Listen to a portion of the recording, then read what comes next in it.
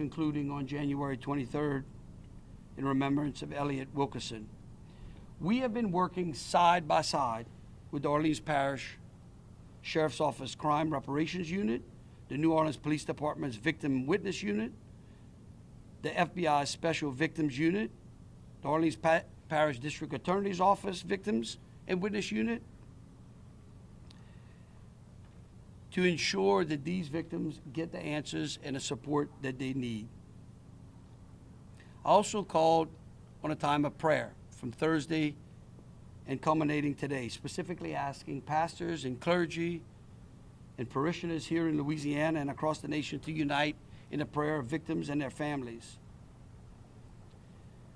We have been specifically tasked in assisting families with expediting the transportation of the deceased family members home. Each citizen of Louisiana's body was offered a Louisiana State Police escort to the funeral home of their parish. Each of our out-of-state victims was either escorted to the state line or to the airport.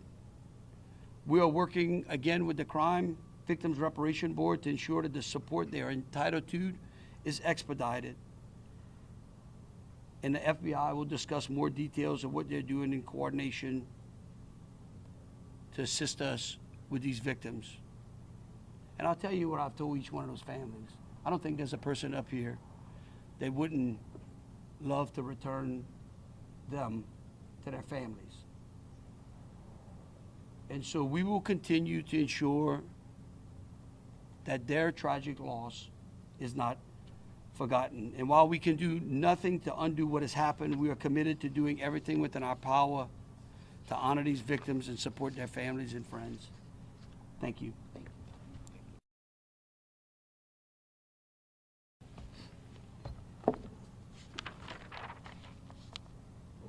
Good morning.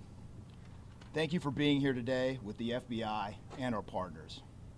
Today, in the interest of transparency, we're going to give you the latest update on the FBI's investigation into the Bourbon Street attack on New Year's Day. First and foremost, as the governor has already done, I know I speak for the FBI and all of the first responders involved in this when I say we do this for the victims and their families, even though we know that nothing we do will take away their pain and grief. What we can and are doing is investigating every detail of this attack to find answers. We are leaving no stone unturned. Before I turn it over to FBI New Orleans SAC Lionel Myrtle, I'm going to talk a little bit about the overall global and national counterterrorism threat, as I think it's important to understand those threats as it relates to what went on New Year's Day here in New Orleans. Make no mistake, protecting the American people from terrorism remains the FBI's #1 priority. The threats from international terrorism, domestic terrorism, and state-sponsored terrorism are complex and persistent. And notably, they are all simultaneously elevated. You might have heard the director speak numerous times about him seeing all the red lights flashing right now. We continually face threats from foreign terrorist organizations, violent extremists across the ideological spectrum, and criminal actors that aim to bring violence and harm to the United States. During these past few years, lone actors, or small cells of individuals who typically radicalize to violence online and who primarily use easily accessible weapons, have posed the greatest terrorism threat to our homeland. Additionally, for the past several years, the FBI has provided intelligence to our law enforcement partners highlighting that ISIS calls for vehicle ramming attacks. This is a tactic that has been used for many years to conduct deadly attacks on U.S. soil and in other countries. Lone actors, as you all I'm sure are aware, present a particular challenge to law enforcement intelligence because they are difficult to identify, investigate, and disrupt, especially when their radicalization and communication with other like-minded individuals happens online, as is believed to be the case with the New Orleans attacker Shamsud-Din Jabbar. Over the last year, we saw multiple plots in the U.S.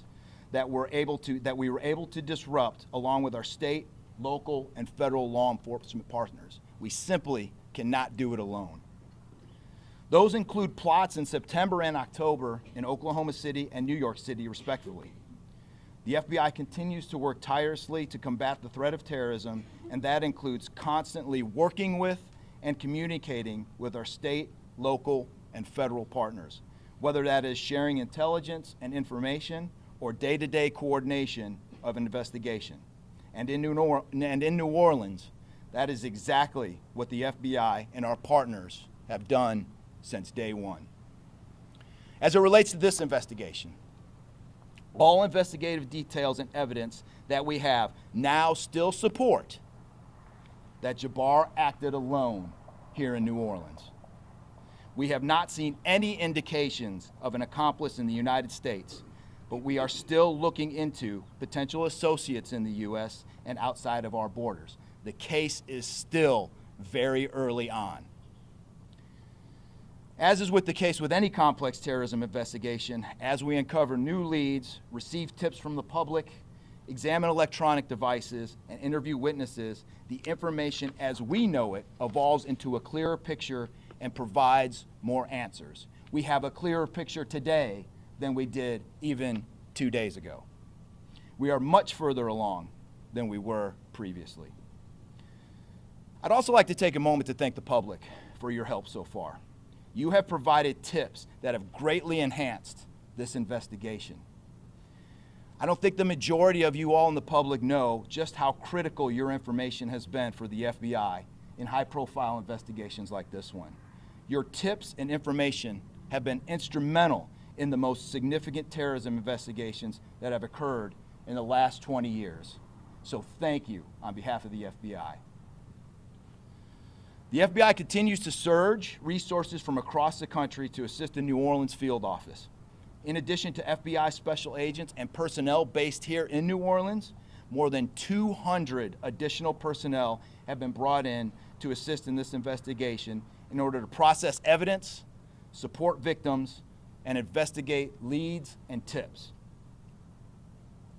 Personnel support includes, as I stated a few days ago, special agent victim specialists, evidence technicians, specially trained crisis management personnel, and intelligence analysts. Additionally, the entire counterterrorism division at headquarters, along with other headquarters divisions, and the FBI's critical incident response group, including our hostage rescue team, continue to work around the clock supporting New Orleans and the other field offices involved in this investigation. We are not done investigating. In fact, our work has only begun.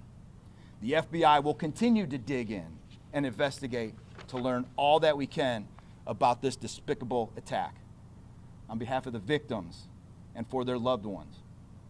Now, I'd like to turn it over to SAC Lionel Murthel, who's going to go into more specifics of the investigation. Lionel.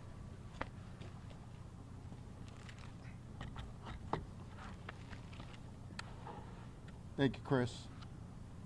My name is Lionel Murthel. I'm the special agent in charge of FBI New Orleans. I want to thank you and the hundreds of other FBI personnel and our partners with our local, state, and federal agencies who've been working tirelessly beside us.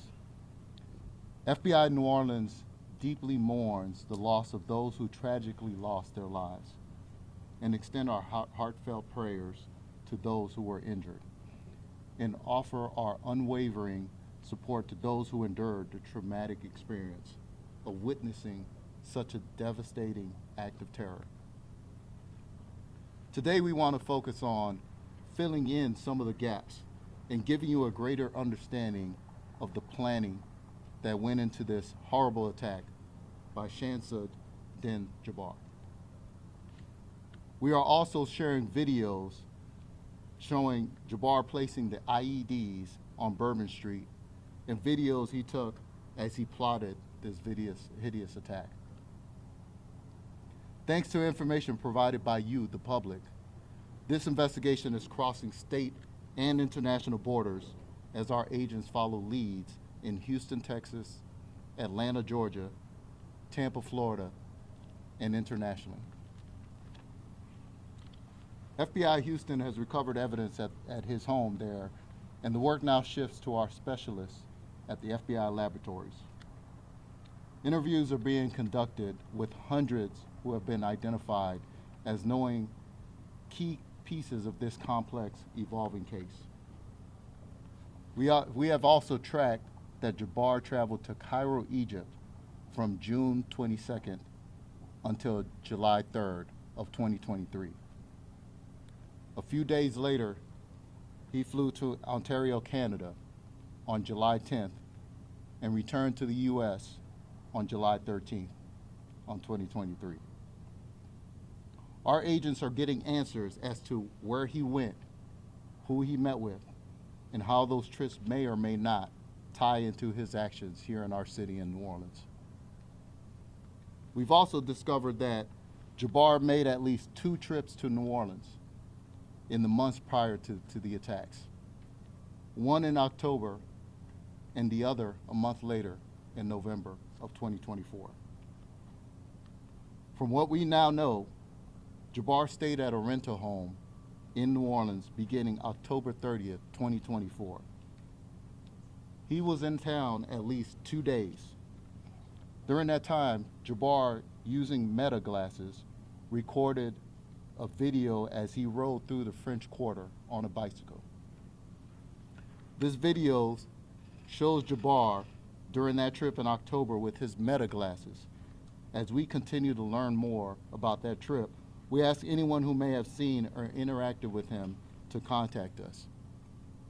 Now, for more information, Meta glasses appear to look like regular glasses, but they allow a user to record videos and photos hand-free. They also allow the user to potentially live stream through their video.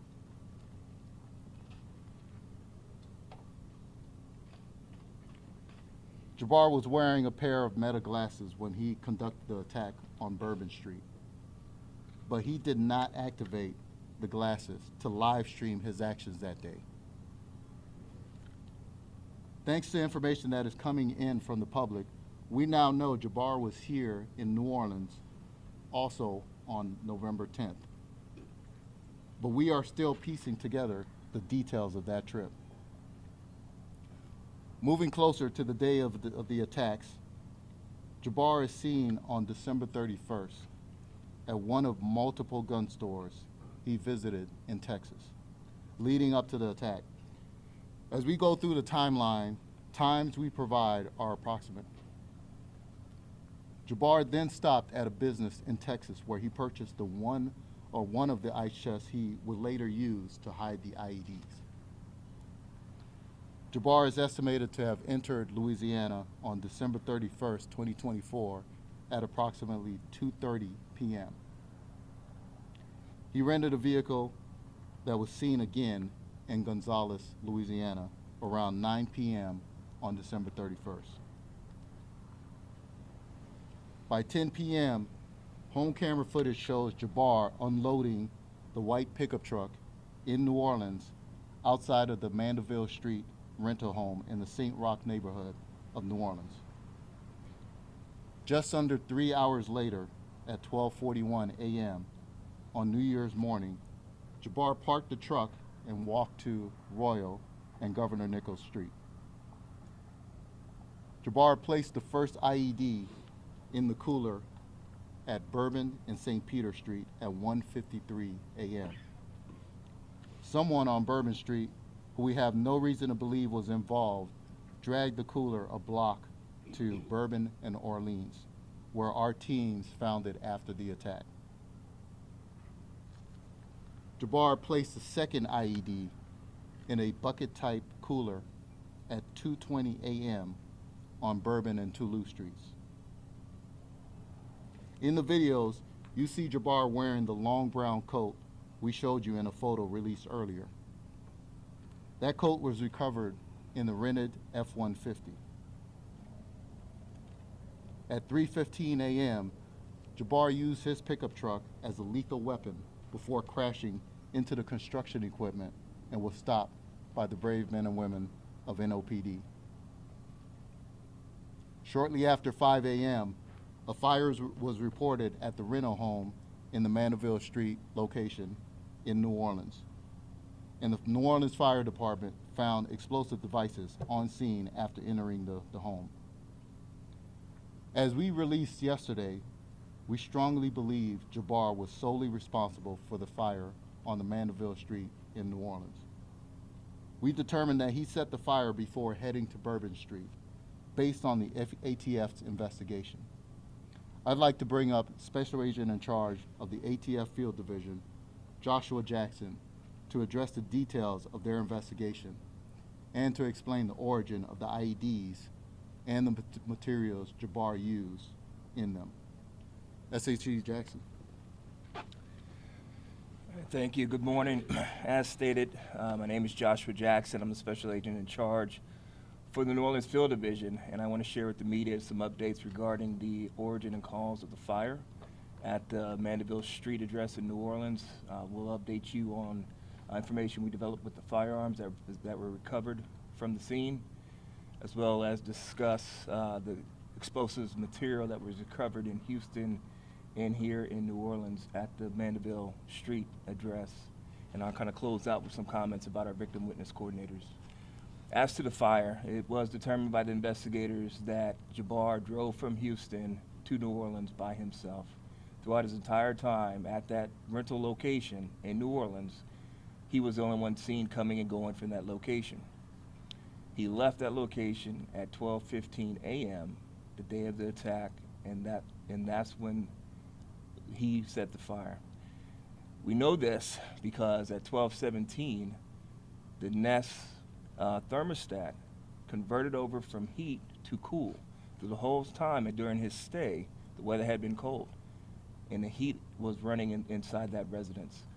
It changed roughly 2 minutes after he left because the thermostat indicated that the temperature was rising inside the residence, and it tried to keep up with the fire that was growing inside. Let me explain what happened with the fire. He used an open flame in the linen closet area next to the washer and dryer in a closed-off hallway centered into the residence. This hallway leads into different rooms of the house: bedrooms, the front room, the kitchen.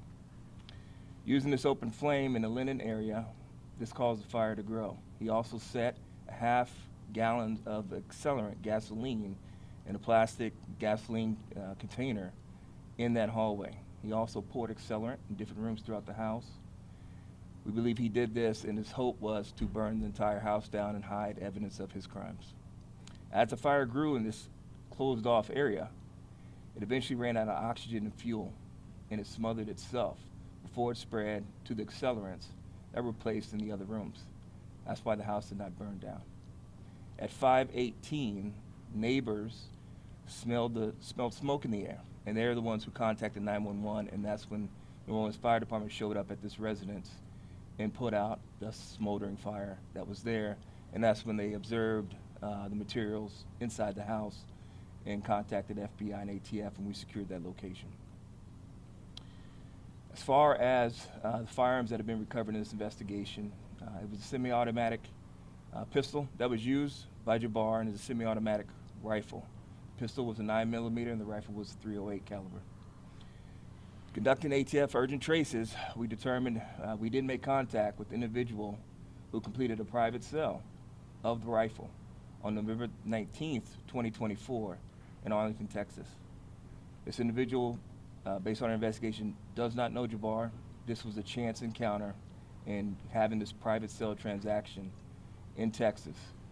There's no way this individual knew that Jabbar was radicalized or had any sort of awareness that this attack was imminent.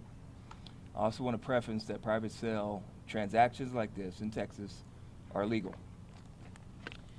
Additional firearms that were recovered from the scene, and I'm going to call them privately made silencers, and I say that we're calling that because our Firearms Ammunition Technology Division, they still need to make a determination on these devices to ensure that they actually reduce the sound of a firearm to a degree that it can be technically classified as a silencer. But for the ease of public consumption, for you all to understand what was recovered was a privately made silencer on the rifle that Jabbar was using in an attempt to muffle the sound of that rifle as he fired it. We also recovered a privately made silencer inside the Mandeville Street address, along with the explosives material. Now, there's been reports in the media about the explosive material that was recovered. That is something that is only found overseas. I want to provide more information. The explosive material recovered at the Mandeville Street address was field tested by a chemical identifier by bomb techs with ATF and FBI. This is a field test. Tested as R salt. R salt is very similar in look, texture, and chemical makeup as RDX, which is all readily common and available right here in the United States. These same field tests were done in Houston at Jabbar's residence, and that tested as true RDX. The FBI lab will conduct additional tests of this material, which we believe will turn out to be commonly found explosives right here in the United States. Now, what is different about this device that is somewhat unique, and it goes more to the inexperience of Jabbar. Our salt and RDX, typically you need a detonator to set it off. He did not have access to a detonator, so he used an electric match in its place to try to set off the explosive material. That is the only thing that's unique about the IEDs. IEDs themselves, how they were designed, functioned, something that our bomb techs with ATF and FBI have seen. It's not novel. What was different is he didn't use the correct device to set it off, and that is just indicative of his inexperience and lack of understanding how that material might be set off. Last comments are very important. I know that victims and family, that is the focus. That's why we're doing this job. That's why we're going, spending hours and surging resources. ATF has victim witness coordinators that are working hand in hand with all the victim resource specialists, and they're going to remain on the ground, engaged throughout services as we continue to engage and connect with the victims and the families. So our thoughts and prayers remain with them. Our focus and our energy remain with them in the city of New Orleans. And with that, I'm going to turn it back over to SAC Myrtle. Thank you, SAC Jackson.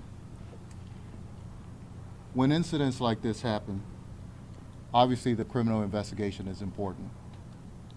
But the FBI never loses sight of the devastating impact on victims and their families. Helping them navigate the unthinkable is a task that we take on with a number of local, state, and federal partners.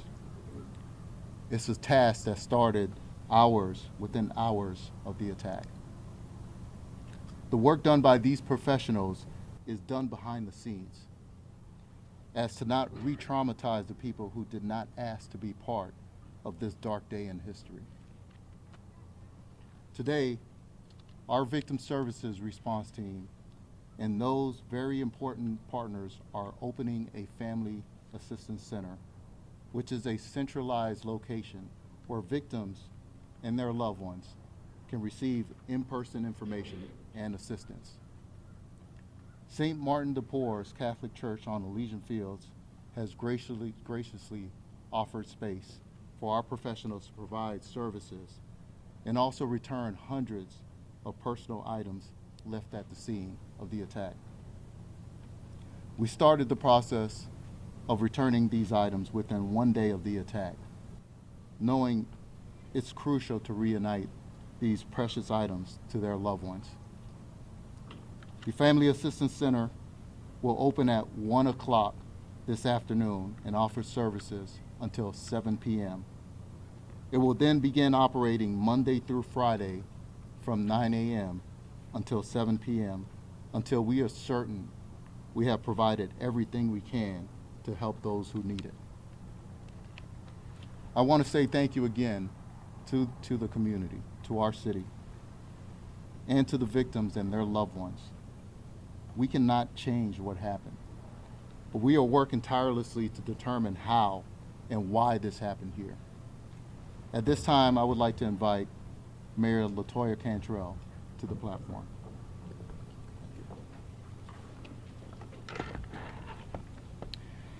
Good morning.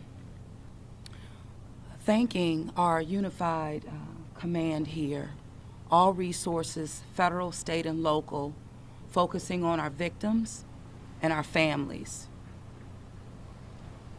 From day one, we did not waver in regards to making sure, again, that our victims were a top priority in addition to their families, but also understanding that our victims also include our first responders, our businesses, and employees as well. These services will be extended to all, and we do appreciate that. From being on the phone at the start of this with the White House, with our President, Joe Biden, in addition to AG Garland, the request was for victim services. So again, I just want to say thank you. In addition to that, the City of New Orleans will welcome President Biden on tomorrow to demonstrate, his unwavering support of our victims, their families, and the City of New Orleans. The City of New Orleans just continues to demonstrate its resilience and its love for its people, coming together in prayer and making sure that we're lifting our community up, our city up, every step of the way. Our mission remains on increased public safety as we move towards hosting major events in the City of New Orleans, whether that's Super Bowl or Mardi Gras, and others to follow. But with this, I have specifically requested through the White House that the City of New Orleans be assisted with getting a tactical expert in our city this week to map our city for target hardening measures, where and how. These are requests that have been made by me specifically and our New Orleans Superintendent, Ann Kirkpatrick. In addition to that, we have submitted a re-adjudication request for Mardi Gras to be removed from a Tier 2, upgraded to a Tier 1. This is something that we have been advocating for many years now, I can say since 2019, but we do believe that it will be processed. This is something that the governor and I will have conversations with the president on tomorrow, and we will continue to push for a Tier 1 rating for Mardi Gras. I also want to, as we informed you on Friday, but on tomorrow, it starts our activation and infrastructure activation in preparation for the Super Bowl that's coming next month. You will see this activation and even in real time and as it unfolds, again starting tomorrow, but throughout as we move towards February. The City of New Orleans will always remain focused on improving public safety measures, no doubt about that.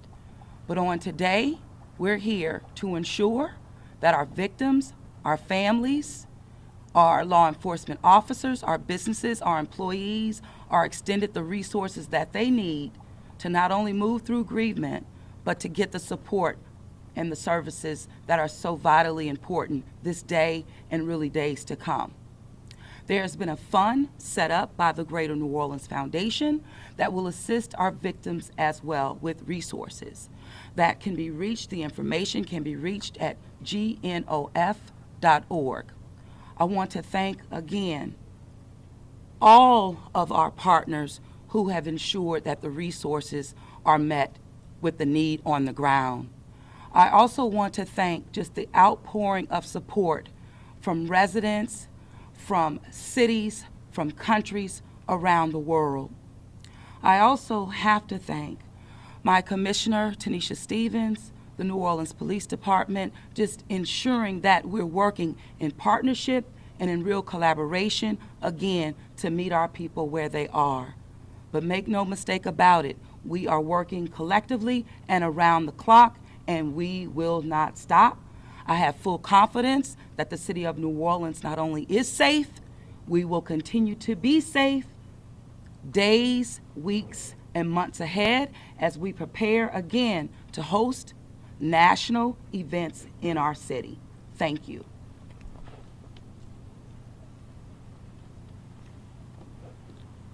Thank you, Mayor. We want to sincerely thank the public for all the information we've had so far. And again, encourage anyone who may have interacted with Jabbar to call us at 1-800-CALL-FBI or send digital tips to www.fbi.gov/Bourbon Street attack. At this time, we will take questions. Right here on the right. Maddie Kurth with Fox 8 here. Mayor Cantrell, this is regarding looking forward to security upgrades for our big events, including the Super Bowl. It's being reported that those new bollard systems that will be brought to Bourbon Street are not strong enough to stop an attack like that of New Year's Day. First of all, is that true? And if so, are there plans to revise that before the game? So as it relates to, and as I mentioned, we are asking for a tactical expert to be in the city of New Orleans this week to go over all of our plans that have been put in place by a unified command that we've been working on this literally for months on end. So what we're wanting to do is to ensure that that boots on the ground with that expert advice to determine whether or not these bollards that you're talking about are sufficient. We're also asking if they're not, we're looking for, okay, how and what and where do they need to be placed. So this is a work in progress, and we're committed to doing everything necessary to ensure public safety measures, hardening target areas in preparation not only for Super Bowl, but for Mardi Gras as well. So is there no way for the city to know now if that new upgrade would be strong enough to stop an attack like this? So what I will say is that an expert opinion is something that will assure us that what we're installing meets the need, but if not, we're not stopping there. But what we do know is that the bollards that are being placed now is a part of the Super Bowl package, and the installation has been nearing completion and will be completed in weeks to come. Now, the thorough assessment that I'm asking for will determine if, in fact, they're strong enough. So I can't say with a surety that's the case, but an expert will be able to do so and will respond accordingly. Next question. And Mayor, you mentioned that you're going to bring in this expert and you want them to kind of look over everything. We have parades that are going to be starting on Monday. What immediately can be done to make sure that those parades and the people who attend those parades are going to be secure? So what will immediately be done is what you've seen us demonstrate even hosting Sugar Bowl in the city of New Orleans. Hardening target areas is something that we will continue to do and deploy our assets accordingly. Including the pass of these parades that are going to be happening on Monday? Absolutely. I mean, this is about making sure that all assets are deployed strategically, again, to harden any target areas for public safety. We know we demonstrated that for Sugar Bowl. We'll continue to demonstrate that in preparation for parades, Super Bowl, as well as Mardi Gras. Thank you. Right here. Kathy Park with NBC News. I have a question more so on the investigation of the images that we just saw, specifically with the meta glasses. Where were the glasses recovered, and did Jabbar wear them during the entire timeline of the attack? Yeah, so the glasses were recovered on the person of Jabbar following him being neutralized by NOPD, and we believe he was wearing them throughout the evening. And he was recording the entire time? So we don't have any indication that he was actually recording, but he was wearing those glasses. Another, just a quick follow-up question. You mentioned there were other cities, Atlanta, Tampa. Can you dive a little bit deeper as to why those cities were mentioned?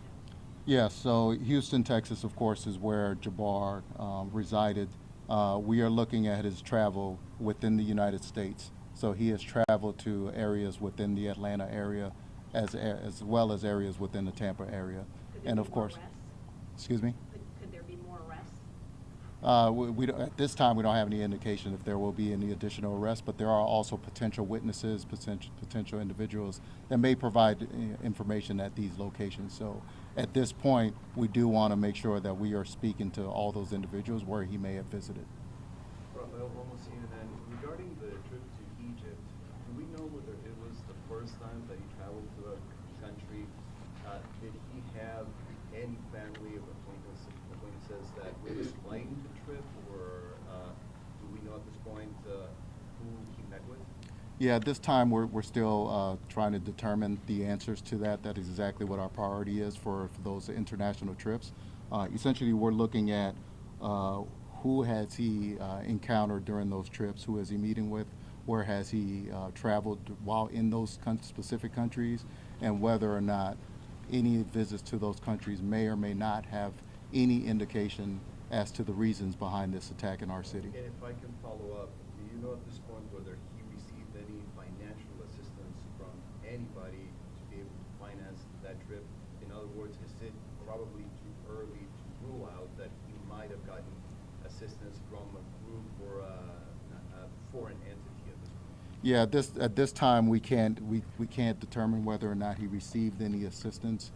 We do know that he was employed, and at the time of his attack, but at this point we can't rule out whether or not he received any type of assistance. ABC, Sasha Pesnik with ABC News. Can you explain his trip to Cairo on the way back? You mentioned that he had traveled through Ontario on his way back to the States. What was the reason for that detour? Yeah, so we don't know the reason behind that, and again, this is one of the items that we are looking to get some clarity on as to the purpose and reasoning behind each of those individual trips. So we have legal attaché offices in each one of those countries, the FBI does, but we are working with our law enforcement partners as well as our government partners as well to determine those answers. On the arsalt that was used here, as opposed to a much more common, easily gettable compound, does that speak to someone giving him some sort of instruction? How did he get his hands on this more rare explosive? Can you speak more about that? Yeah, I'll defer that question to SAC Jackson. Yeah, so again, this is a field test that was done in the field, right? So all this material is going to be tested at the FBI lab. We believe when the chemist and the lab examines the material, it will be true RDX. Arsalt is not as common as RDX, but there's precursor materials at the house in Houston where he made this material. So the field test is preliminary. Let the FBI lab confirm the material, but again, these materials are available here, and at this time there's no indication that he received this material from overseas. Yeah, Brittany Berner, local WDSU NBC affiliate. So do you think that by the person moving the cooler, if he placed it in the sheriff's quarter, that it potentially gets toward his plan of what he happened? Yeah, I have no indication if that either deterred his plan or not. We do know that those individuals appear to be unwitting as to what was inside the coolers when they were moving the coolers or looking inside the coolers. But we don't have any indication that whether or not that deterred his plan. And as a follow-up, you initially it was said that it was other people who believed to be a part of this. I know you said that you have no reason to believe that now. So we don't believe the person, whoever moved the cooler or anything, was in regards to this. We don't have any indication that the individuals that moved the cooler were accomplices or witting individuals. From what we've observed so far and what we've gathered through our investigation is that they were unwitting individuals who moved the cooler from location to location without knowledge of what is in the cooler. Was he driving it at all? Like, do you think he was driving it, like, as far as it being motorized of some sort? No, the cooler was not motorized. The cooler was a standard square. There were two coolers, standard square cooler, as well as a circular ice cooler as well. Right here? Mike Burlstein, WWL Louisiana. I have a question and a follow-up if I could. The first question is, when you mentioned electronic match instead of some kind of standard detonator, why was that not employed? What foiled that? Was there a plan for him to use that? Does it have a remote capability that somehow did not get used? Yeah, as to that question, so electric match or hobby switch are commonly available items that common citizens could get their hands on. A detonator is not something that a common citizen can get their hands on. That's why he chose electric match. Is readily available. As far as the device that was recovered, the devices did have receivers attached to them with the explosive material. There was a transmitter that was recovered inside of Jabbar's vehicle, so we believe that the transmitter would have functioned and would have worked, but for New Orleans PD putting him down before he could get access to that transmitter and set off the devices. And my follow-up question is, we have heard about things that Jabbar posted on social media, obviously threatening in months and days before the attack and then in the hours. Is there any intelligence capability, FBI or otherwise, that could have intercepted what he posted on social media? That's a great question. The key here, when it comes to social media posts, we really rely on the public, the individuals who are seeing these posts to report these posts. As you know, there are several privacy concerns regarding social media. So unless it's a publicly available online platform, we have to have a legal process in order to get into those postings. So really, we rely on information from the public and information from concerned citizens. Can you go a little further into where he posted this and who may have seen it in advance of the attack? Yeah, I don't know who would have seen it in advance of the attack.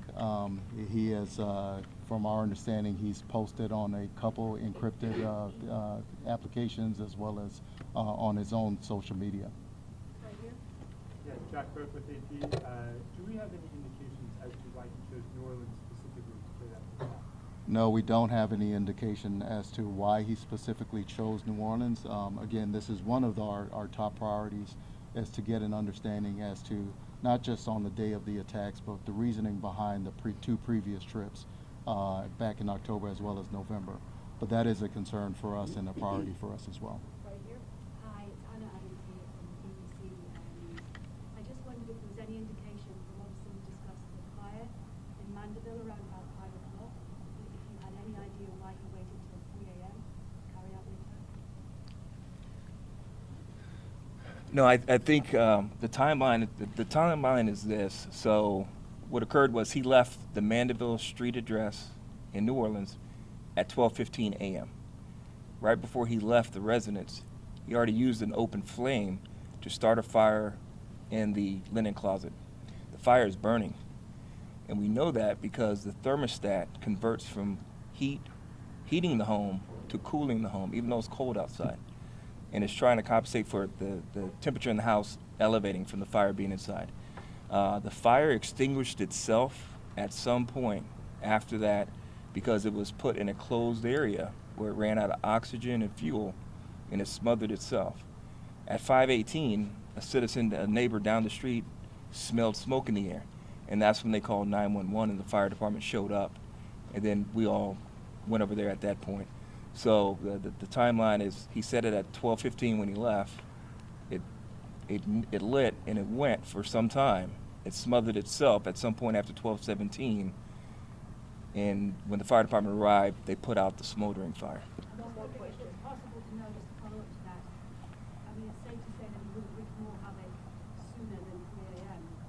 You don't have any idea why he waited those few hours and leaving the house in Mandeville to arriving at the French Quarter? No, the way that accelerants were placed around the house, his intention was for the whole house to go up. It could have been. In terms of the attack in the French Quarter? It could have been a distraction.